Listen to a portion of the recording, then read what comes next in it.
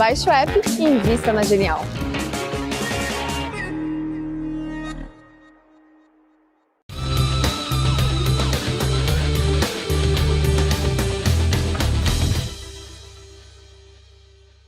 Fala aí, pessoal, sejam muito bem-vindos a mais um podcast Genial Analisa. Para você que não me conhece, meu nome é Bruno Rosolini, apresento aqui. Vamos lembrar que toda terça e quinta, às 7 horas da noite, a gente entra ao vivo. Vocês já estão acostumados. Se você não está acostumado, acostume-se agora. Se inscreva no canal, ative o sininho e deixe o seu like. E, lembrando, esse é o primeiro podcast que a gente faz aqui no canal da Genial, depois de ter atingido 150 mil inscritos. Então, muito obrigado a todo mundo que acompanha. E obrigado a você também que confia aqui na gente, beleza? Eu tenho o QR Code na minha tela para você abrir sua conta de forma gratuita. Faça isso, porque aqui a gente tem opção de investimento para você dormir bem tranquilo. Porque, pô, você pode achar que tem mais de 400 fundos na plataforma, que o Nishio estava falando aqui. Enfim, tem muita coisa, gente.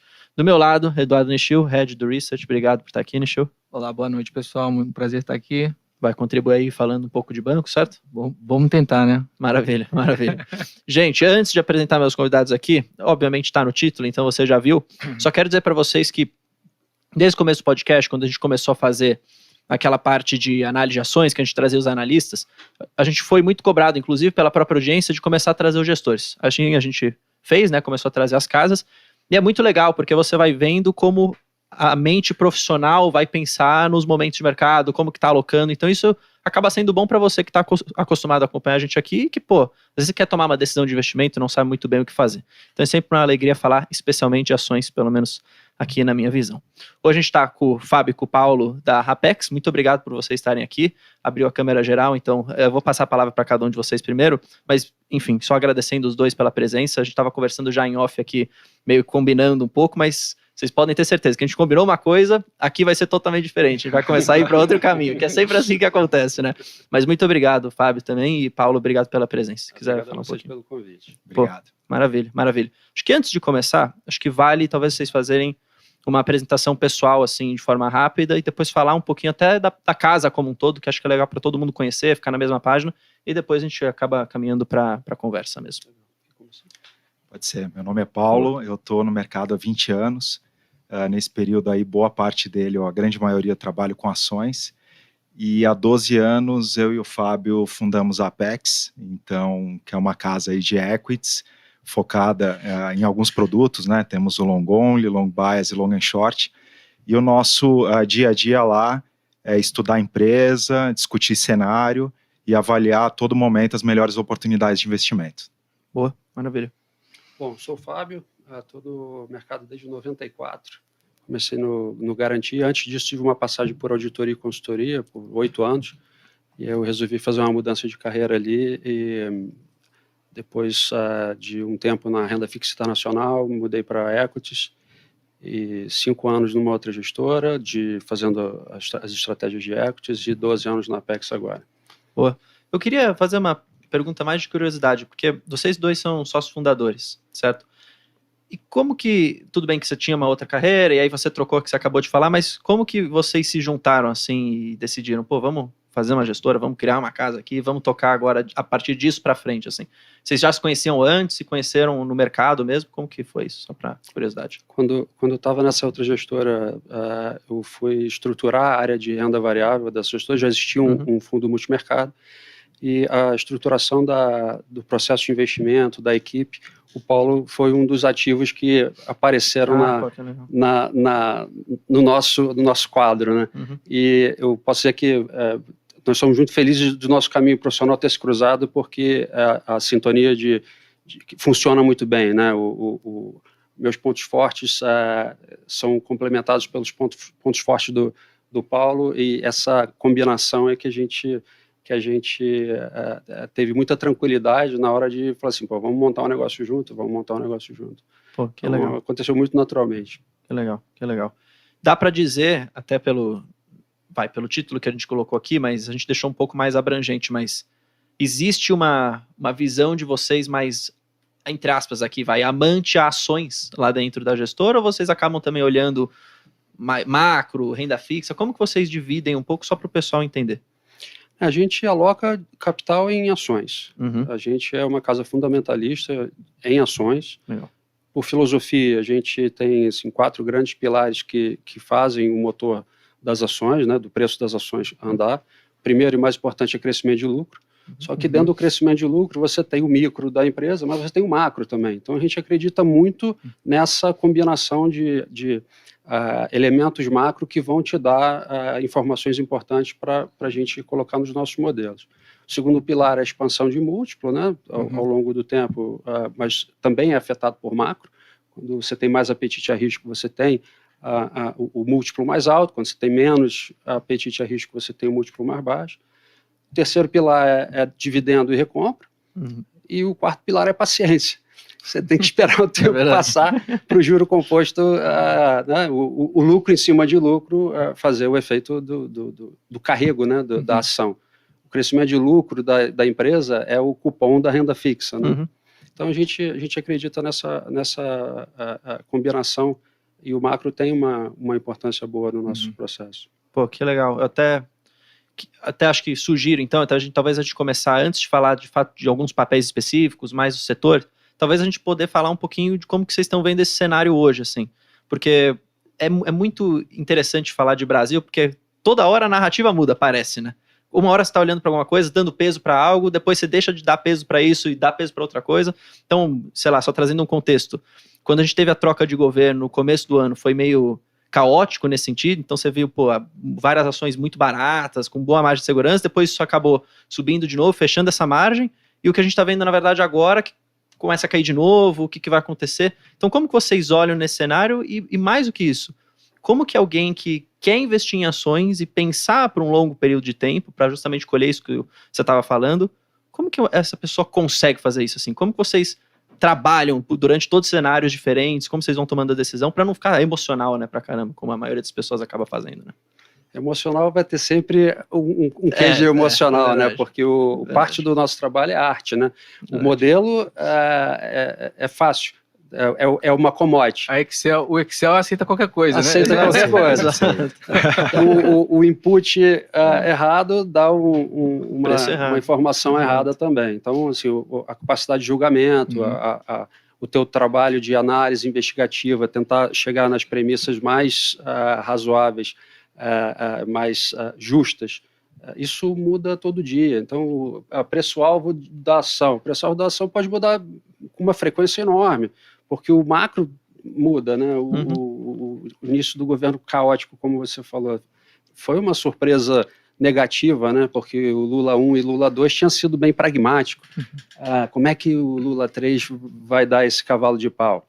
Então, acaba afetando confiança. Menos confiança, mais prêmio de risco. O preço das ações cai. E aí você tem essa reviravolta. Apresentou-se o arcabouço fiscal em abril. Peraí, então, que não vai para a direção errada. Então, os riscos de cauda diminuíram bastante. Ninguém gostava do mercado, estava todo mundo super preocupado. Então, você tem assim, menos incerteza, menos prêmio de risco. Então, expansão de múltiplo, né? Se você pensar no numerador e denominador, né, o preço sobre o lucro, o preço sobe, o lucro não precisava mudar nada, mas o preço subiu. Então, você teve uma compressão de prêmio de risco ali. E eu acho que hoje, falando do cenário atual, você está com uma incerteza lá na frente, que é o próprio fiscal, né? Como é que ficam as contas públicas do país? Você começa a cortar os juros, você tem um vento a favor. Você tem um ambiente de desinflação que é muito bom. Então, o custo de capital vai cair e as empresas vão possivelmente voltar a crescer.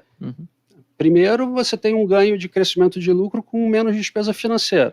Esse é o primeiro, e talvez o mais fácil de você colocar no modelo. Agora, quanto que você vai crescer da linha de receita para frente, você vai precisar do mercado, da atividade voltando a melhorar. Então, mas vai melhorar tanto? A gente acha que melhora, mas o tempo vai dizer se o governo vai ser capaz de entregar o déficit zero como ele está falando. O consenso de mercado não é déficit zero. O consenso de mercado é um déficit 0,80. Então, ainda existe uma incerteza ali. Então, assim, acho que continua muito barato, apesar do que andou. Quando olha uma média histórica de 15 anos, os múltiplos ainda são abaixo disso, na grande maioria das empresas. Uma ou outra já está acima da média. Mas se você pegar o agregado, né, o IBOV ou o Small 11, você tem upside potencial ali Os ainda bancos estão para super chegar baratos. super baratos. Chegar na média histórica no Small 11, você falta 20%. Uhum. No IBOV faltam 35%.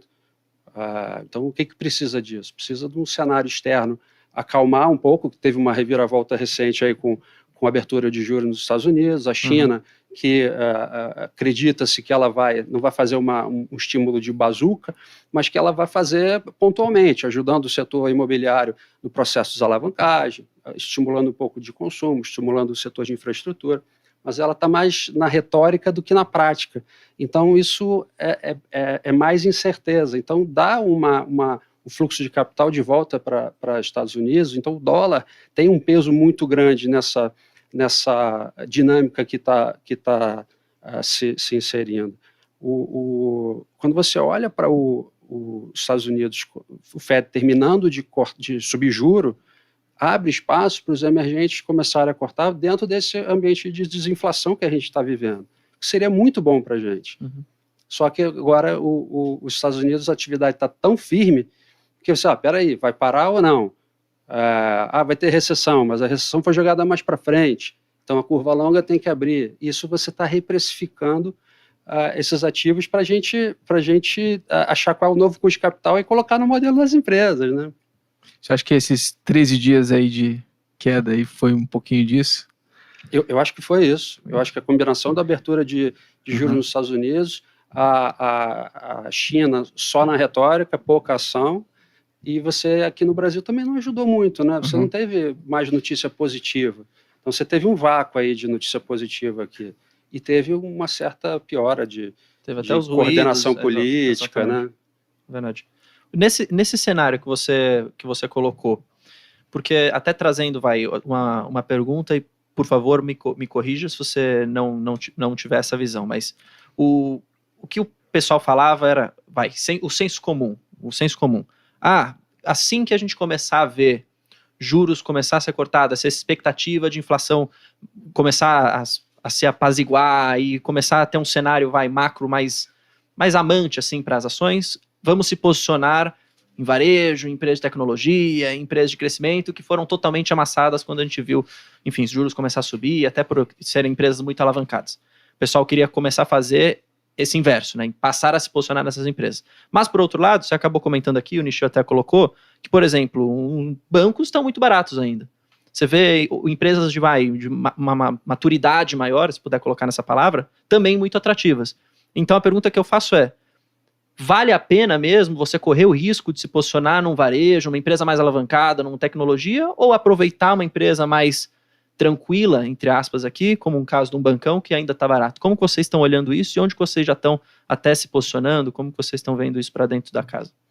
A vantagem do portfólio é essa, né? Teoria de carteira, você consegue fazer uma diversificação que você deveria balancear um negócio, mitigar os riscos, um negócio bom como um bancão, né? Escolher o bancão certo, e aí está aqui o Nishio e o Paulo, que são especialistas no setor para ajudar a gente.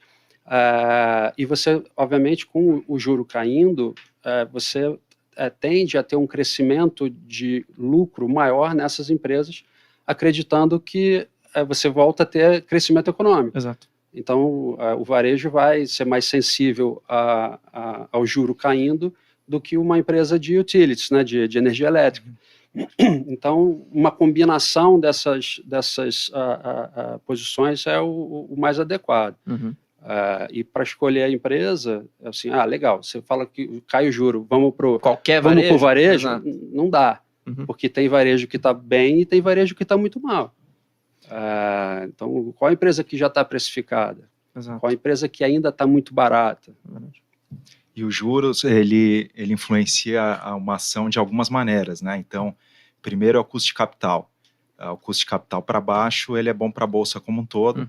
E daí o seu ponto, empresas de tecnologia, elas têm duration mais longa. Então, grande parte do valor delas está no futuro, porque elas crescem e geram pouco caixa no curto prazo. Então, elas deveriam se beneficiar mais da redução de custo de capital. O outro ponto, né, dos juros é o próprio crescimento de earnings. Então, empresas alavancadas vão ter redução na despesa financeira e vão apresentar crescimento de lucro que é positivo. E também tem a ajuda na demanda, né? Alguns setores são mais expostos a crédito, que com juros mais baixos tendem a ter uma linha da receita maior.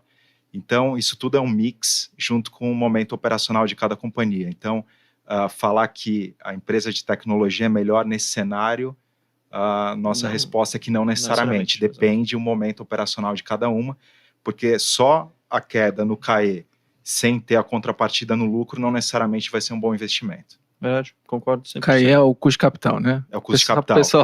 Então, tudo, a renda fixa, né? A gente investe numa ação esperando o fluxo de caixa futuro e desconta isso a uma taxa de desconto que depende da renda fixa e um prêmio de risco. Então, quanto menor essa taxa, maior o valor das empresas. Exato. E nesse cenário, eu queria até trazer para o cenário de bancos, que o Nishio está aqui, ele está se coçando para começar a falar de bancos. Na verdade, eu queria até perguntar algumas coisas sobre crescimento versus valor, né? Valor ou expansão de múltiplo, que assim, o Brasil é o Brasil, toda hora muda, né? Toda hora tem uma tendência. Até o ano passado tech era bacana, não, retrasado, né? Tech era o que tinha, crescimento era todo mundo falava de crescimento. E as coisas vão mudando. Acho que ano passado foi mais dividendo, né? Esse ano, enfim, eu queria saber, na cabeça de vocês, tem que ser flexível bastante para saber escolher as coisas? Por exemplo, bancos têm crescimento e tem valor hoje, né? Vocês mesmo falaram ali.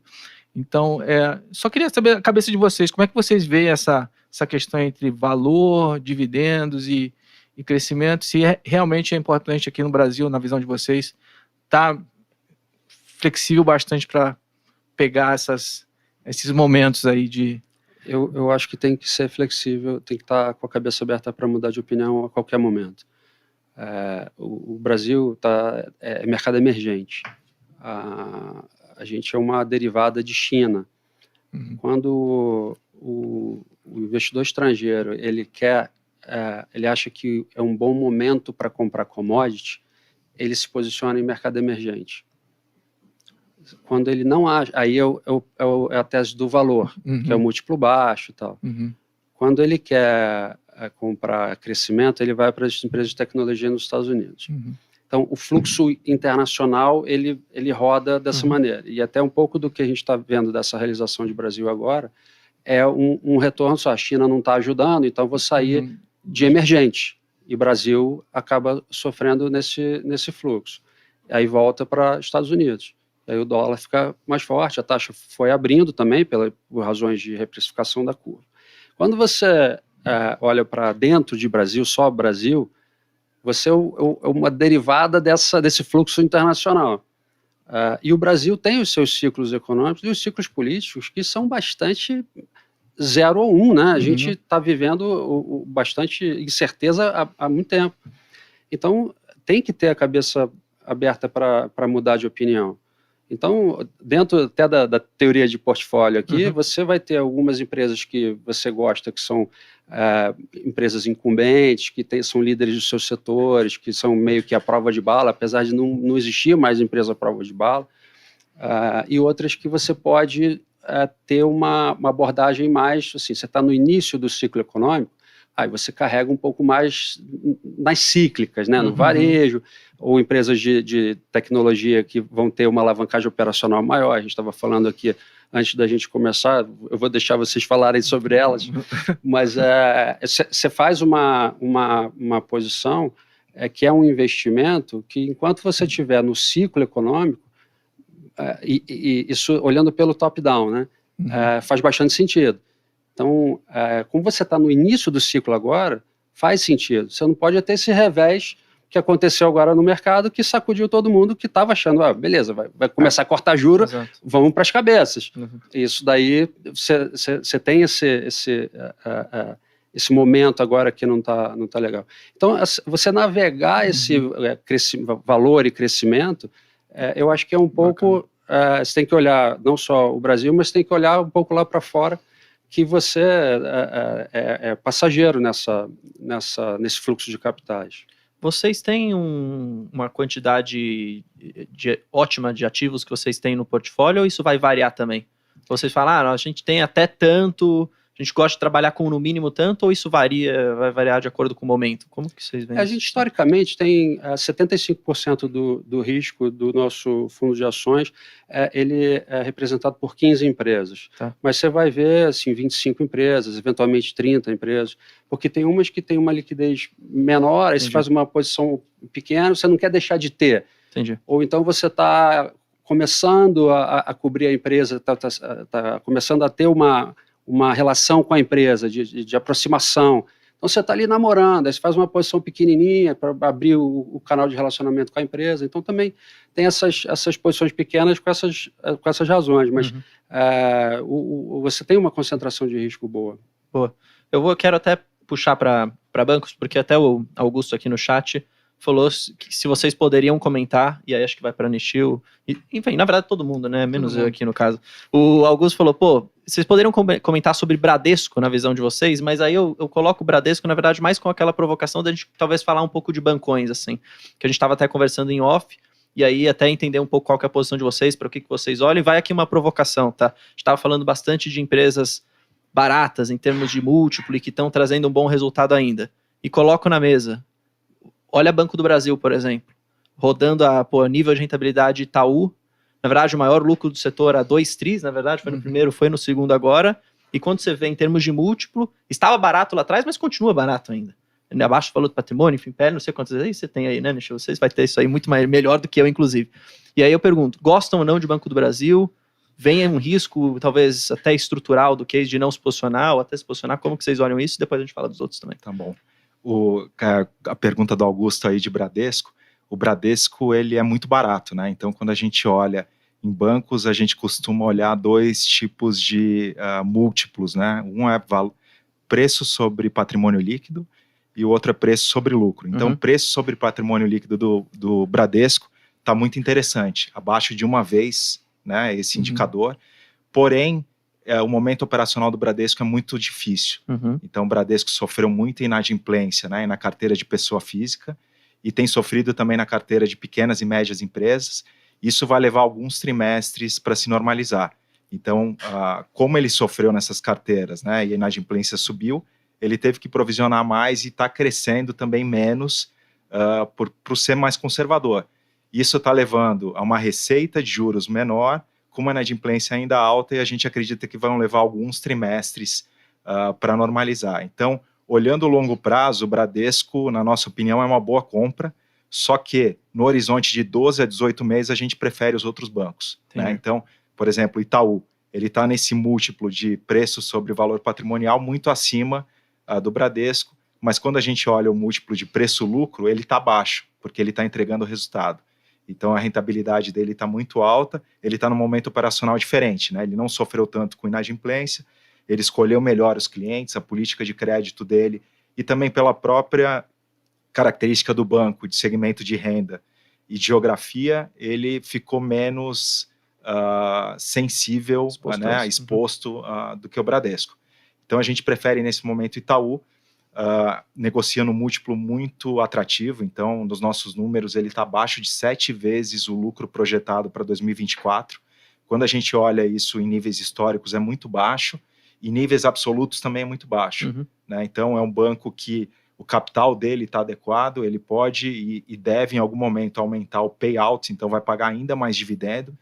Então nesse caso aqui, a pergunta do Nishio, é um play que vai crescer lucro, então a gente pode falar que tem crescimento, tem valor, porque o múltiplo é muito baixo, e tem dividendo, né? Então, seriam aí 3 pontos... Vai checando as caixinhas. Né? 3 pontos relevantes do banco. E Banco do Brasil, a gente gosta também, acha que está barato, só que quando a gente compara também com o Itaú nos parece ainda mais atrativo, né? Porque o Banco do Brasil, ele está mostrando resultados tão bons, né, em retorno sobre patrimônio líquido ao Itaú, porém a gente acredita que para 2024, para os próximos anos, esse resultado ele vai cair um pouco a rentabilidade, enquanto o Itaú ele deve se manter.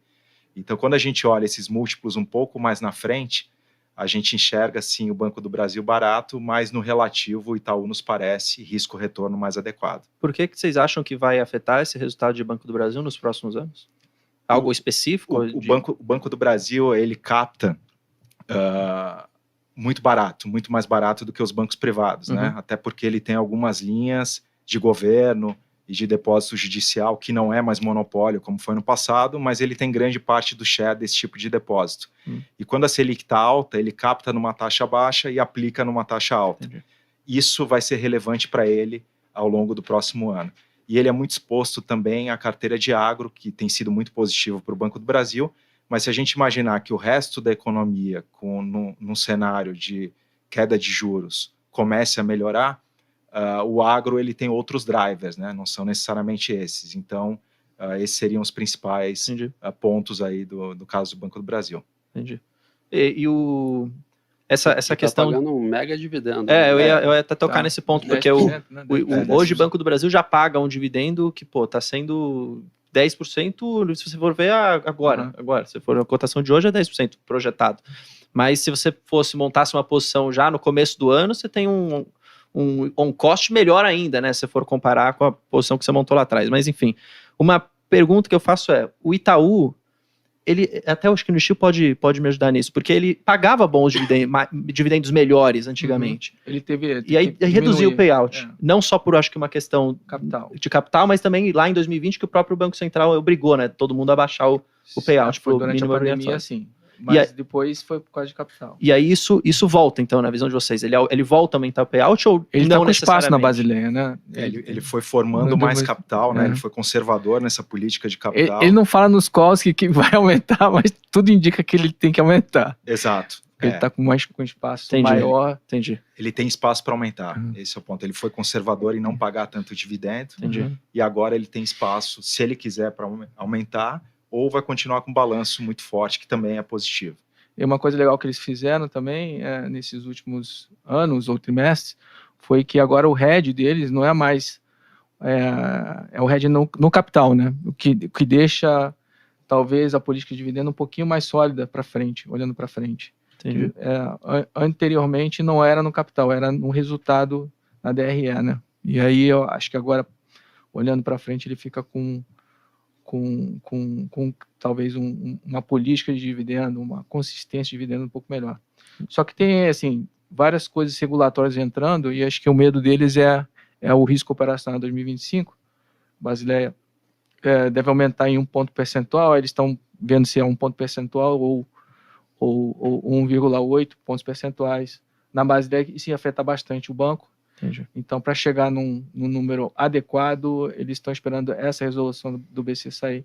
Mas, assim, de qualquer forma, eles provavelmente têm espaço para melhorar. Porque eles estão, acho que em torno de 30%, né, de payout, que é um payout baixo para um banco que roda aí com retorno de seu patrimônio muito alto, enfim.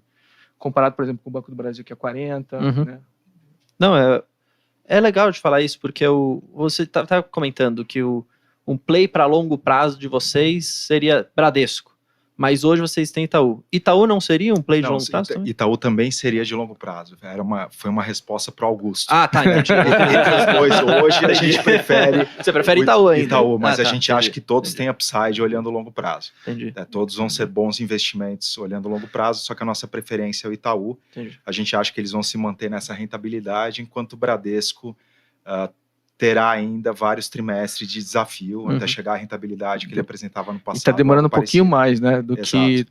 O segundo TRI a gente tinha, e o mercado também uma expectativa um pouco melhor. Né? O segundo TRI, ele colocou mais para frente essa recuperação. E é só olhar o histórico, né, assim, o Banco do Brasil é um banco do governo, né, então é mais difícil você, né, no longo prazo, já chegou a rodar com ROI de 8,5% lá em 2016, né? Então, enquanto todo mundo rodava com um ROI de 20%, né? Então, assim, tem que botar isso na taxa de desconto, né? Uma taxa mais... O longo prazo do Banco do Brasil são 4 anos, né? De 4 em 4 anos. 4 anos muda, relevante a mudança para eles ele. Fizeram, assim, eles fizeram um belo trabalho desde 2016 até agora para estar rodando aí com ROI em torno de 21%, né? Até o Santander não poderia entrar nessa cesta que você está falando de Bradesco, nesse cenário ruim hoje, e essa recuperação gradual, assim, daria para colocar eles mesmo na mesma caixinha, ou não? É porque ele tem Santander. É. Eu já falei para ele. Eu tenho o Banco do Brasil, eu tenho Santander, eu tô tentando pegar. Eu já falei, não, eu prefiro o Bradesco que Santander, mas ele foi lá e comprou Santander. O Santander... Tinha uma época que tava muito mais barato o Santander. Eu falei para você, compra Itaú, ele falou, não, foi lá, comprou Santander. Não, eu comprei Banco do Brasil bem, Mas o Santander hoje, quando a gente olha esse indicador preço-lucro, né, expectativa de lucro para o ano que vem, ele é mais caro do que Itaú, mais caro do que Bradesco, então para a gente não faz sentido. Entendi. No relativo, parece melhor os outros bancos. Exato. Também concordo, sim. Só acho que eu comprei pouco, então. Não, eu tenho uma posição muito mais robusta em Banco do Brasil. Tá. E já tive em Itaú. Que tem ido muito bem. Que tem ido muito bem. A gente teve Banco do bem, Brasil no nosso fundo, nosso portfólio, por bastante tempo. Uhum. A gente só acha que, dado que o Banco do Brasil foi muito bem, né, performa muito Vocês bem realizaram. no ano, a gente prefere agora ter as fichas em Banco Grande e Itaú do que Banco Entendi. do Brasil. Mas a gente gosta muito do case, teve posição, só que nesse momento, no relativo, o Itaú parece melhor. Até o final do bate-papo, o Bruno vai vender o Santander como vai estar. Não, eu já... Não, ele faz o podcast dele, Não, aí Santander, eu falo, tá lá. Santander, um dia vai dar certo. Calma, pô. Vai recuperar, eu falo isso, vai recuperar. Mas é porque, na verdade... Mas sabe o que é? É assim, você vai recuperar. Provavelmente vai. Vai. Assim. Agora, você pode apostar no cavalo mais rápido agora e depois comprar, né? Mas tudo é uma questão de, talvez, de time, assim, assim, enfim. Não, eu nem tô... Eu acredito que recupere, não tô no prejuízo no Santander. Só que eu poderia estar muito melhor, é que você falou. Se eu tivesse, na verdade, colocar tudo em Banco do Brasil, estaria muito melhor. Mas, de novo, tem que diversificar um pouco, né? Nem mesmo que sejam empresas diferentes do mesmo setor. Mas Não tem alguns estudos que falam que 90% é alocação e não a escolha de ativos, né? Tem um negócio desse aí. Tem estudo pra caramba. A gente estava falando em off de BTG também, que eu acho que é um case legal da gente falar, porque, minha visão, é um banco com crescimento absurdo, assim, é o que eu vejo. Tipo, é uma grande estrutura já, se eu for pensar, mas que, consegue crescer muito, assim, e deve crescer para os próximos anos. Eu não sei a posição um pouco de vocês, mas às vezes parece até estranho, porque o pessoal fala, se você quer a empresa que vai crescer, você tem que pegar coisa pequena, coisa pequenininha, que tem, às vezes, pouco valor, pouco under management, dos assets e tal, mas você pega BTG, é um negócio gigante, continua crescendo pra caramba. E aí, como que vocês olham isso? Enfim, como que tá um pouco da tese de vocês? A gente gosta de BTG, então... Não sei se é um pouco nessa linha que eu falei, eu posso estar errado também. Não, concordo com você, é uma empresa grande, super rentável, que continua surpreendendo, né, a gente positivamente e tem um crescimento enorme para frente. O que o BTG tem feito muito bem, ele tem ido muito bem em todas as áreas, né? Então ele ficou um banco que era muito cíclico, menos cíclico olhando para frente, e o que tem impressionado, né, que a gente estava até discutindo, comentando antes, é o quanto ele está crescendo em wealth management, em linhas que demandam menos capital. Então o banco ele tem uma operação muito forte no negócio que demanda capital, e ele tem crescido mais no negócio que demanda menos capital. Isso, olhando para frente, é um retorno sobre patrimônio líquido maior, né, vai dar mais capital ainda para o banco, continuar crescendo em todas as linhas, e isso deveria também, ao longo do tempo, levar o banco a ter um múltiplo maior, porque quanto maior o retorno, menos pesado em ativos o banco fica, maior o múltiplo que ele poderia negociar. E nesse cenário aí que o Fábio comentou no início, né, a gente está no início do corte de juros, é um cenário que é positivo para a taxa de desconto, é um cenário que é positivo para investimentos. A gente vê um vento de cauda muito bom, tanto para BTG quanto para XP. Né? Então, os últimos anos aí foram anos difíceis para risco. Né? Todo mundo, quem está nos ouvindo aqui, sofreu com ações, ou com fundo imobiliário, ou com algum tipo de investimento. Foi muito complicado, sempre foi muito bom, né, nos últimos 12 ou 24 meses, comprar emissões incentivadas aí do Itaú, do Banco do Brasil, da Caixa, do Santander. Isso foi uma competição que tirou desse mercado de investimento, de plataforma, de wealth, mais de R$1 trilhão. Né? A captação desses bancos foi algo muito, muito forte. E hoje, quando a gente olha o balanço dos bancos, a gente entende que eles não precisam mais captar desses incentivados na mesma velocidade ou da maneira que eles captaram no passado. E com a queda de juros, é natural esperar ao longo do tempo uma migração do investidor para o maior risco, seja fundo imobiliário, ações, Apex, né? Ou Genial, Verdade. diversificar a sua carteira. Faz sentido, até nos próprios bancos, diversificar a carteira.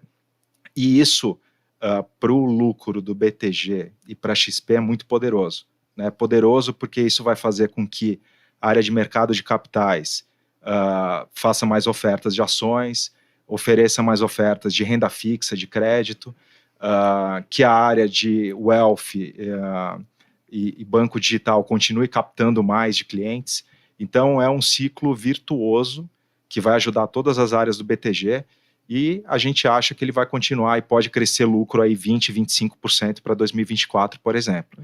Então, é um caso aqui, como você comentou, que ele é grande, ele não está no múltiplo caro, não é tão barato quanto o Itaú, que a gente estava comentando aqui, e com espaço de crescimento muito forte aí para os próximos anos.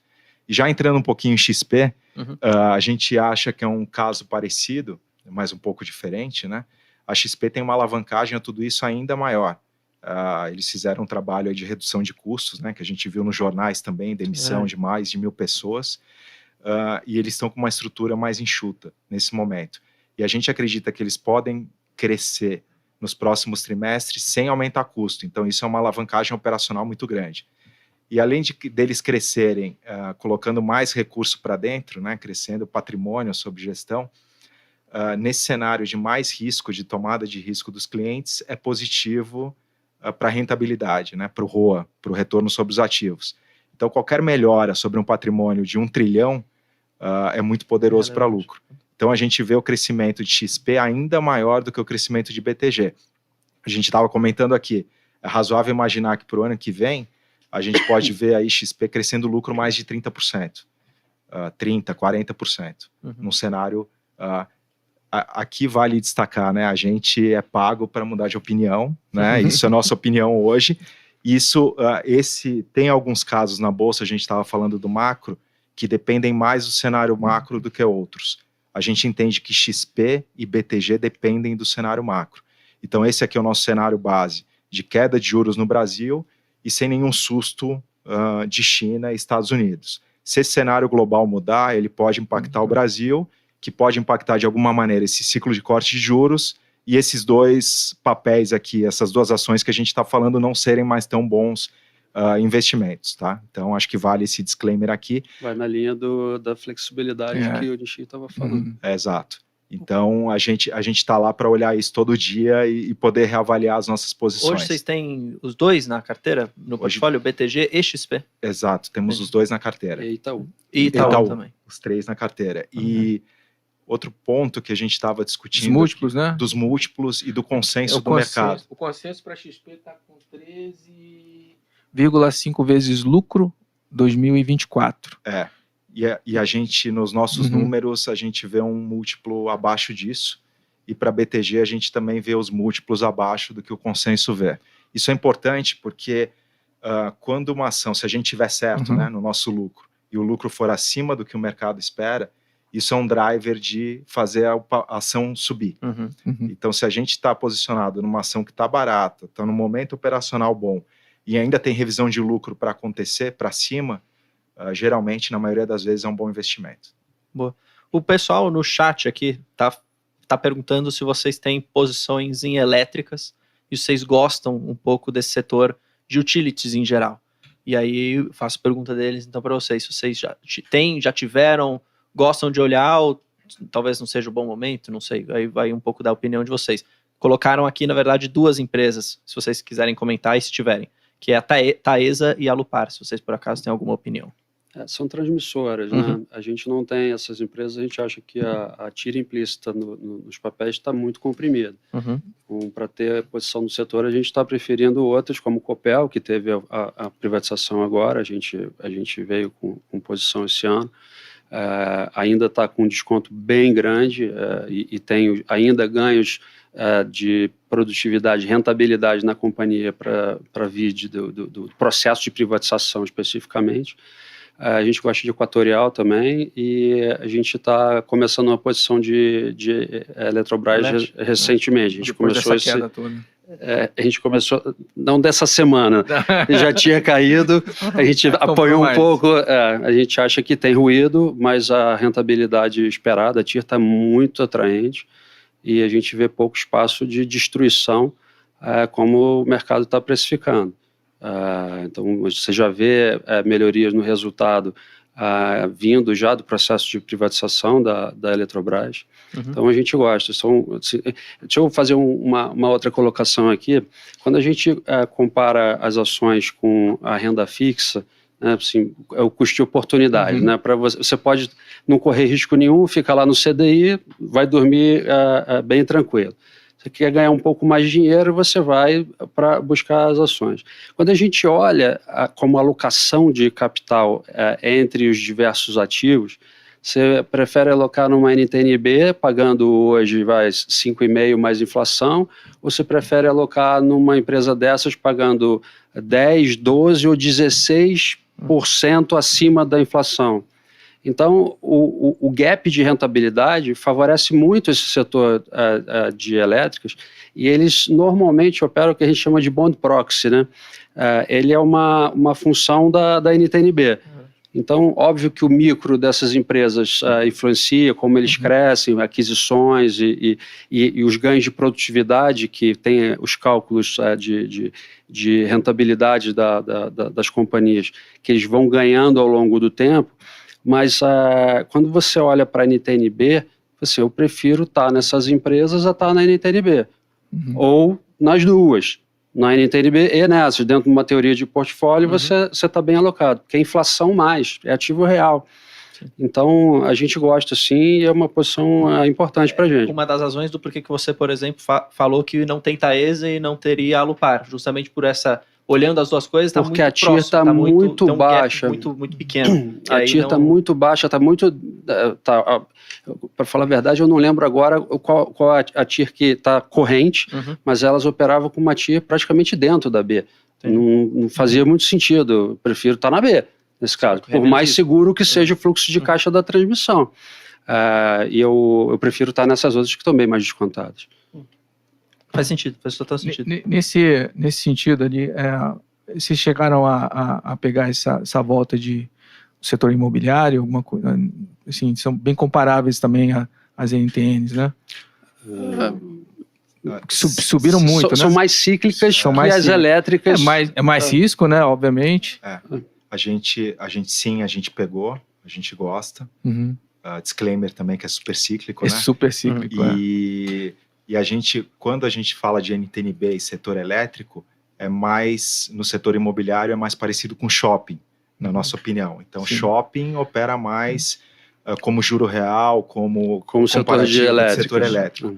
O setor de construção civil e incorporação, ele talvez seja mais correlacionado com juro nominal do que com juro real. Então, queda de juros para o setor imobiliário, ele é muito positivo, e é positivo aqui no mundo todo, né, porque é um setor bastante cíclico, e a gente acha que ainda há espaço para esse setor se valorizar, porque mesmo tendo subido bastante no ano, quando a gente olha, nesse caso a gente gosta de olhar aqui o preço sobre patrimônio líquido também, algumas empresas, as mais líquidas, as mais tradicionais do setor, estão super baratos, 1,1, se fizer alguns ajustes aí de valor de mercado de subsidiárias, e esse setor, historicamente, ele opera de 0,5 a 2 vezes. E o momento operacional ele está muito positivo, né? Então, se a gente pegar aí a baixa renda, indo super bem, Minha Casa Minha Vida, trouxe um gás adicional, então o segundo TRI já foi bem, e o segundo semestre a expectativa é ainda melhor, porque o affordability, o quanto o cliente consegue pagar de prestação mensal, ele melhorou com o novo programa. Agora ele consegue financiar na Caixa em 35 anos, antes era 30 anos.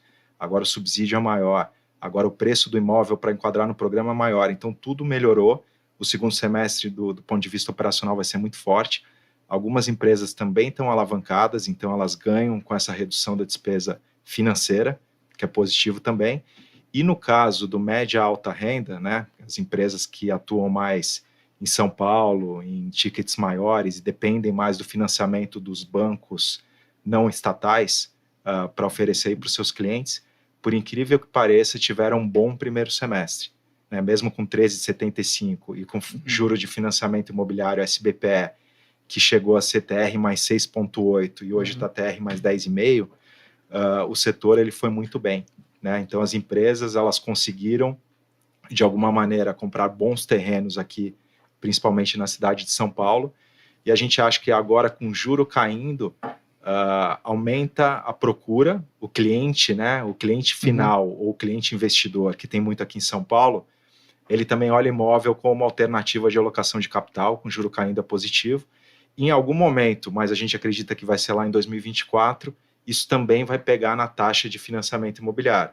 Ele é lagging, né? Ele demora mais, porque ele depende do funding da poupança, mas também da LCI, também da LIG. Então, com o CDI caindo, em algum momento vai fazer esse TR mais 10,5 cair, que também vai impulsionar o setor. Então, acho que é um setor cíclico, muito interessante, e esse é um setor, no início da sua pergunta, que com juros é claro o momentum positivo dele. Entendi. Ele atua em todas as frentes aqui, ele depende de crédito, ele trabalha alavancado, o cliente precisa se alavancar por muitos anos, é um ticket muito alto, então os juros aqui é super importante. Vocês têm posição em alguma empresa desse setor hoje? O pessoal quer saber, né? O pessoal quer saber. Então, hoje a gente gosta nesse setor de Cirela, É o que mais que o pessoal quer saber. Cirela e MRV. Pô, legal. Então, são as duas empresas aqui que eu citei nesse 1.1, no valuation atrativo. Cirela é alta renda e... Cirela entra em tudo que eu falei aqui do médio e alta renda, e MRV ele entra no Minha Casa Minha Vida, no baixa renda. Então, a gente gosta e das shoppings, duas. você tem? Shopping a gente gosta também.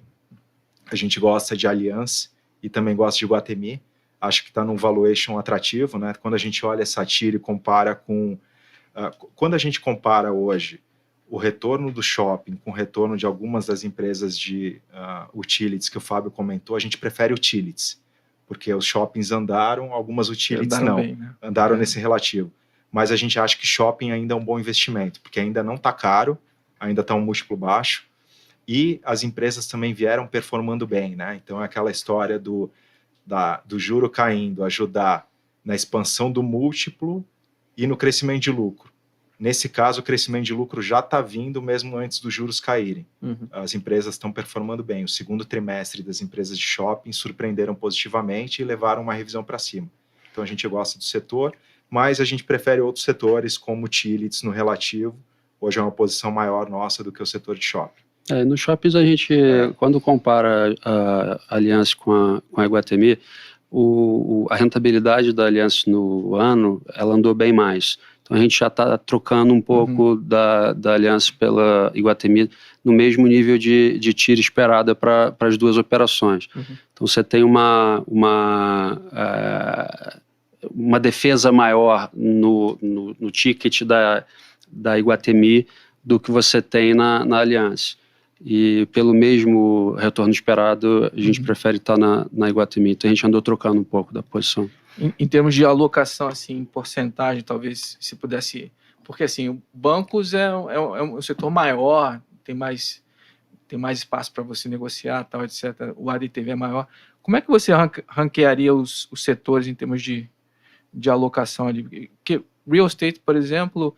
MRV, a liquidez é menor do que um Itaú da vida. E como é que você... A alocação de tamanho, se todas tivessem a mesma liquidez, você teria um tamanho maior numa empresa que tem maior retorno esperado e que você conseguisse identificar um catalisador para ela andar. Vem o resultado agora. A gente acha que o resultado dessa empresa vai vir muito bom. Essa outra vai vir ok. Então você carregaria mais posição nessa que tem um catalisador mais de curto prazo do que a outra. Você poderia, inclusive, passou o catalisador, andou, diminui e volta para outra. Então tem esse ponto de retorno esperado, catalisador, mas o outro ponto é a liquidez. Então você vai ter posição menor em empresa com menos liquidez do que Itaú, como você comentou. Então, isso faz parte dentro dos riscos, né? Você tem o risco de mercado, que é o macro, você tem o risco específico, que é da empresa, você tem o risco de liquidez. Então, a gente tem que observar esse risco de liquidez dentro do tamanho da alocação. A gente comentou no começo da questão do varejo. Aí eu pergunto, falando de varejo, tem vários segmentos, né? Tem alimentício, supermercados, aí tem as farmácias, o que mais que tem? Tem vestuário. Vocês gostam de varejo Calçados. como um todo ou um segmento específico do varejo hoje? Gostamos de lojas Renner. Lojas Renner. Do direto ao que todo A mundo gente- quer É o que ouvir. todo mundo quer ouvir, né? Todo mundo Qualidade e barato. É, Tem isso. compra aqui de Renner ou É não? isso. Você sabe? Eu vou ver. É, Ok. mas se não tiver, deveria Vamos ver, ter. Se vamos não tiver, ver. Deveria ter. porque Eu quero ver isso aqui para ver. É. Não, é um neutro. É um neutro. Mas É um neutro, mas com potencial de upside. Vamos tentar convencer, não? Vamos tentar convencer. Então, assim, empresa tradicional, líquida, conhecida, operando num preço Blue chip, né? blue chip num preço muito atrativo, né? Então a gente vê a Renner negociando a 12 vezes lucro 2024 e a média histórica dela é 20 vezes. Então tem um potencial aí para chegar nessa média muito grande. Uhum. E a gente consegue entender os motivos que levaram ela a estar 12 vezes, né? Então, na pandemia, a inflação de custos... E a gente entende os motivos que acha que vai fazer reprecificar. Exatamente. A gente entende os motivos agora que vão fazer ela reprecificar, tanto em crescimento de lucro, vai voltar o crescimento de lucro, como voltando o crescimento de lucro, a gente acha que essa expansão de múltiplo ela acontece também porque está muito barato. Uhum. Tá? Então a Renner sofreu no passado inflação de custos, algodão subiu, preço da matéria-prima subiu. Como ela é uma empresa que não tem uma marca forte, ela conseguiu precificar os seus produtos não tão bem, ela perdeu margem. Outro ponto, né, de Renner, ela sofreu nessas discussões aí de tributação, JCP, subvenção do ICMS.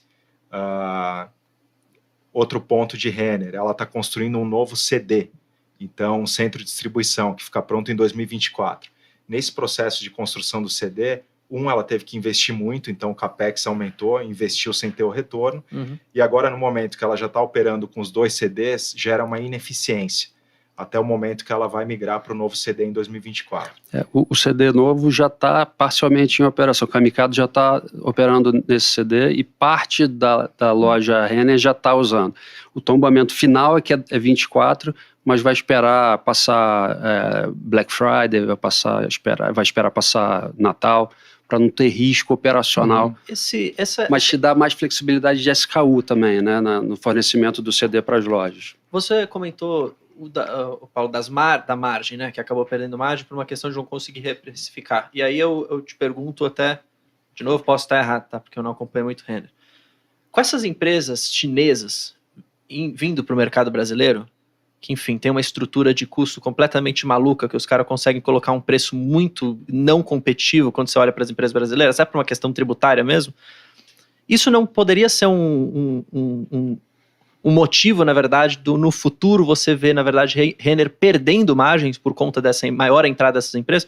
Isso é um risco de verdade para essas empresas ou não é bem assim como o mercado acaba falando, sabe? Parte da razão dela estar 12 vezes é a preocupação. É a preocupação, que existe, exato. né? A É isso aí. preocupação é a competição com os chineses, que de fato é um risco, a gente tem que monitorar.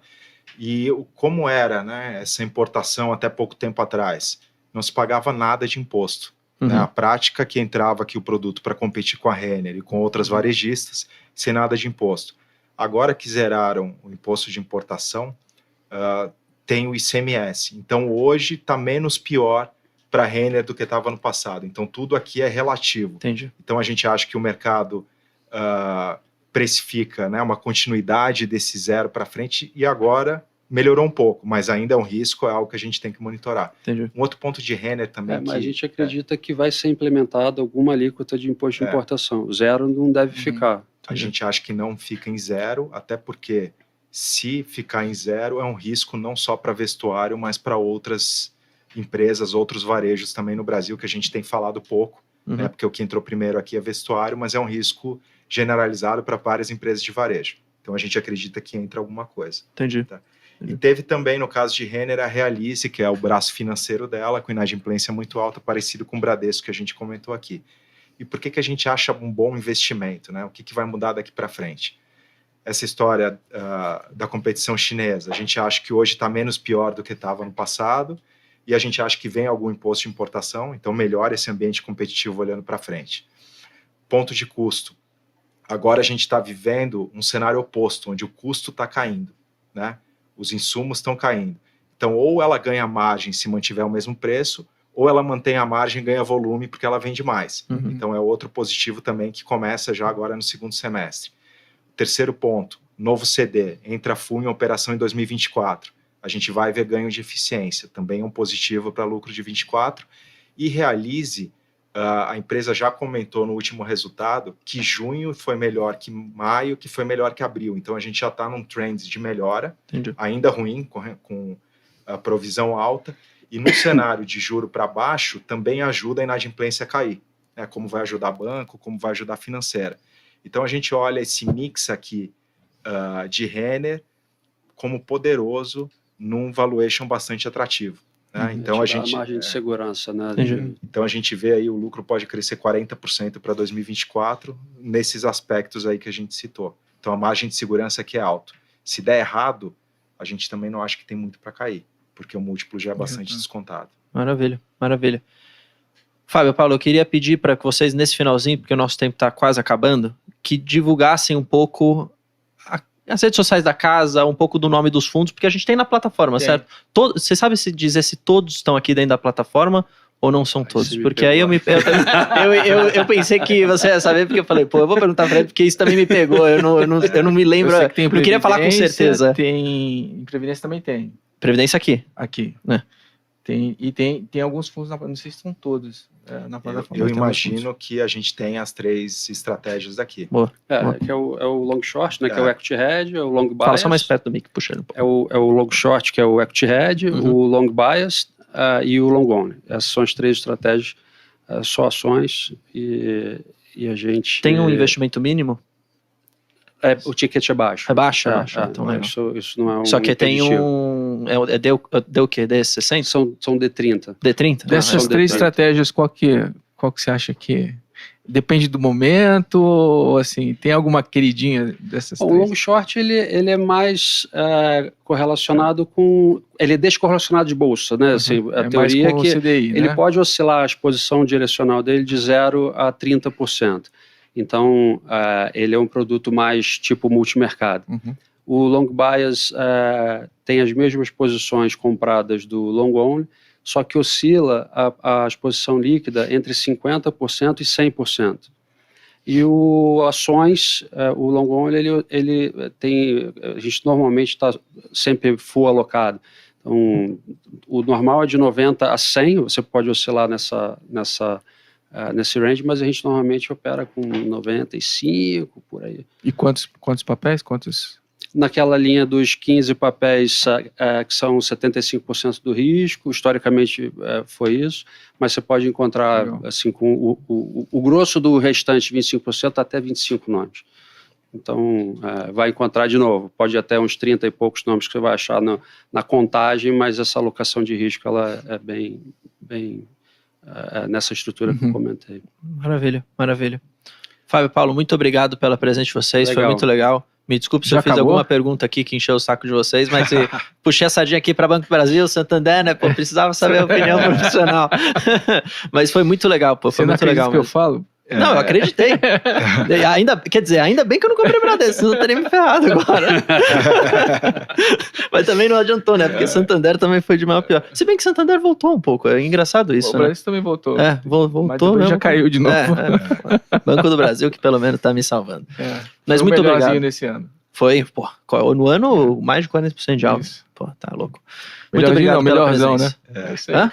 Melhorzão. Tá, isso é, quem diria, né, que Banco do Brasil seria, por 2 trimestres consecutivos, o banco que gerou o maior lucro. Você imagina isso há 10 anos atrás? Eles comemoram na tesouraria lá, no financeiro deles, eles comemoram ser nominalmente o maior lucro. Tá. O pessoal lá, a equipe. Mas, tudo bem, mas foi maior. Não, sim. Não, foi bom. Não, foi excelente. Foi impressionante. É impressionante, pô. Mas assim, você não imaginava isso há 10 anos atrás? Imaginava? Você imaginava que isso ia acontecer? 2016? Pô, tá louco. Ninguém nem queria, né? Todo mundo ficava de fora. Mas é bizarro pra você ver.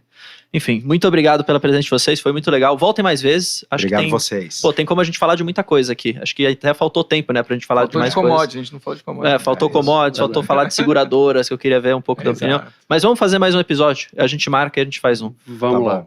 Maravilha. Pessoal, obrigado, gente. Antes de a gente finalizar aqui, só um recado direto aqui. Se você ouviu, gostou, na Apex, quer se expor aos fundos, como eles falaram, estão aqui na plataforma, se não tiver conta, QR Code aqui para você abrir sua conta de forma gratuita, o link está na descrição também, menos de 5 minutos você abre a conta. Mais do que isso, vamos ter um sorteio de 150 mil inscritos, 5 ganhadores, gravei o vídeo hoje para divulgar. Eu vou falar em primeira mão aqui, o primeiro ganhador vai ganhar uma mochila da Genial, cheia de brinde dentro, e os outros camisetas da Genial. Então, para quem quer participar, a gente vai ter os links aqui, em algum lugar vão colocar o link aqui para você participar, é totalmente gratuito, tem que ser cliente, então abra sua conta, beleza? Nishio, muito obrigado, Paulo, Fábio, muito obrigado também. Pessoal, tamo junto, até mais, forte abraço. Olha pra lá, Nishio, pô, dá tchau ali, ó. Valeu, forte abraço. Valeu, gente, Falou. Valeu, tchau, tchau. Juro composto. Tá aí uma coisa que pode trazer muita tristeza ou muita felicidade para sua vida financeira. Assista ao Genial Responde desta semana e aprenda em menos de 3 minutos como o juro composto funciona na prática e como fazer para que ele trabalhe a seu favor.